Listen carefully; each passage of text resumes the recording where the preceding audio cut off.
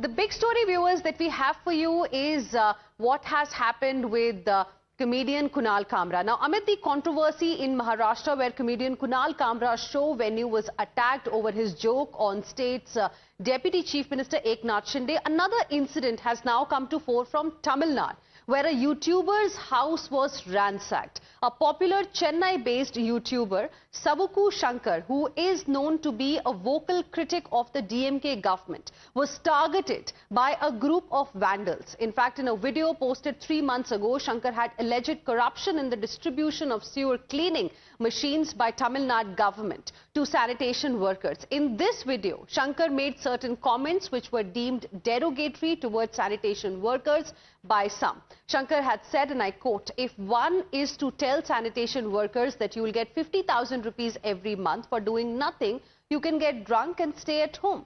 Will anyone say no?"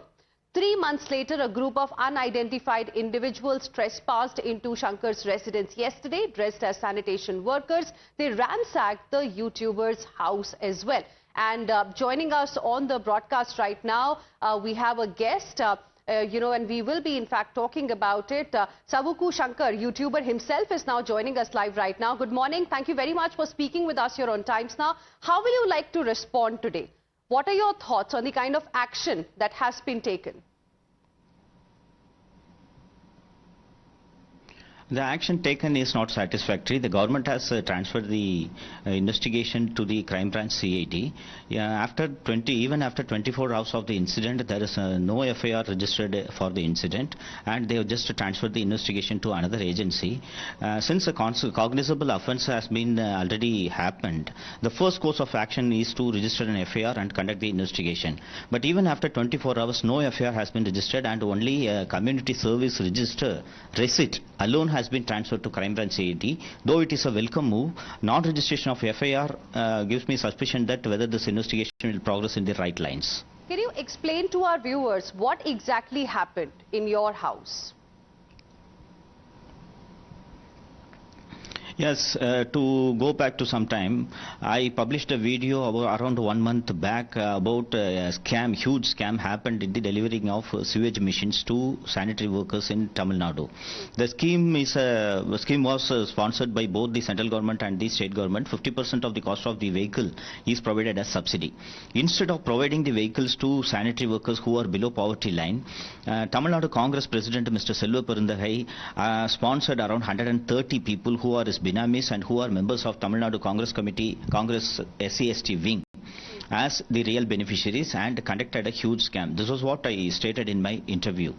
But yesterday, around 150 people barged into my house, broke open my house door, and my 70-year-old mother was alone in the house, and they threw fecal materials, sewage materials across my house, in the dining table, kitchen vessels and everything.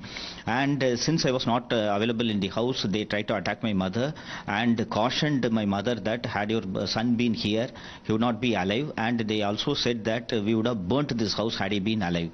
And this incident indicates the prevailing law and order situation in the state of Tamil Nadu. For the opposition parties, for quite some time have been making statements that the law and order situation in the Tamil Nadu government is extremely poor. The daylight attack in my house, I am a well-known YouTuber. I have been viewed by several lakhs of viewers every day.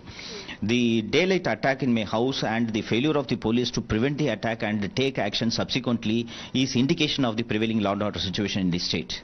Well, absolutely. It says a lot about the law and order situation in Chennai, in Tamil Nadu, clearly. Firstly, I want to ask you, how is the condition of your mother right now? I believe she was the first one to register a complaint.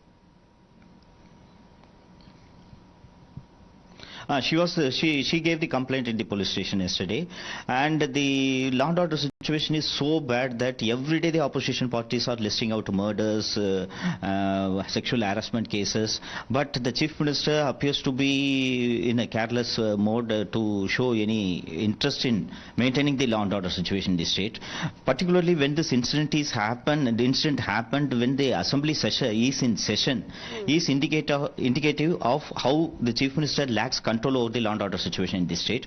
At present, my mother is okay, but she was totally totally shattered when this attack happened because she was alone. She is 70 years old and due to age she is suffering from various ailments. When 20 people barge into your house and threw fecal materials in your household in front of her eyes and threaten your son for his life means naturally she will be very shattered, but she's all right now. Okay. I also want to ask you, like you were telling us, the kind of content you create on your YouTube channel is, watched by lakhs of people. There are people who follow you as well. Did you have to shut down your YouTube channel after this incident? You are right. I have to shut down. For the past 1 year, I have been suffering from this Tamil Nadu government, and I have been booked in multiple cases for speaking in YouTube alone. And for one YouTube interview, the Tamil Nadu government registered 17 cases. For just one interview, they registered 17 cases. Recently, the Honorable Supreme Court clubbed all those cases. The 17 cases were registered across various districts in Tamil Nadu. I was taken from Chennai to Kanyakumari, which is around 800 kilometers away, and subsequently even after I was in prison for 5 months, and during these 5 months the Tamil Nadu government detained me twice under the Gunda's Preventive Detention Act. Honorable Supreme Court's intervention only saved me from prison term. Even after coming out of prison, twice I was booked, not twice, multiple times I was booked for my shows, and every time I speak about police investigation or against the government, the police used to register a case, call me for interrogation, make me wait throughout the day, and their intention is to shut down the channel. At present, after the attack in my house, I have been asked to vacate the house immediately by the house owner, and the present office, I am running my Savukku media channel also, as the owner has asked me to vacate the premises. When I try to hire a building for my YouTube channel or try to hire a house for my residents, nobody is willing to give me the buildings in rent. So I don't have any other option to shut down this channel.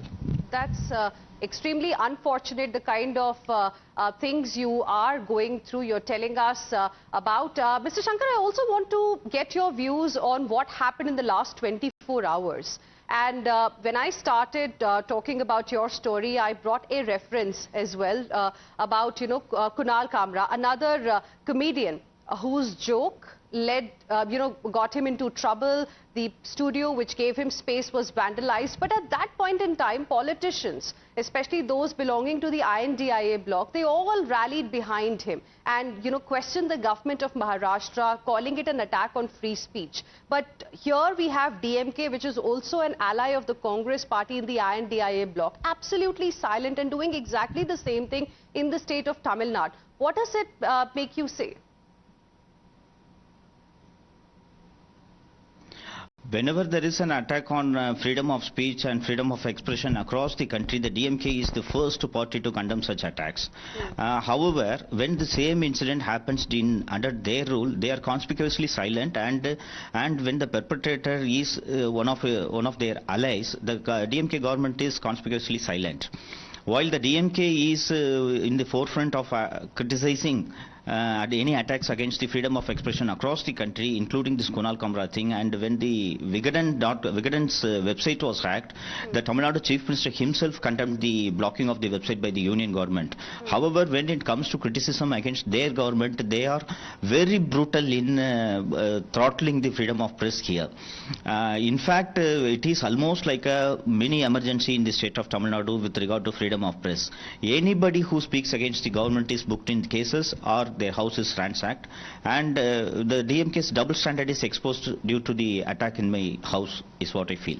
Well, absolutely. Thank you very much, Mr. Shankar, for speaking with us here on Times Now. We'll, of course, be tracking the story closely ahead as well.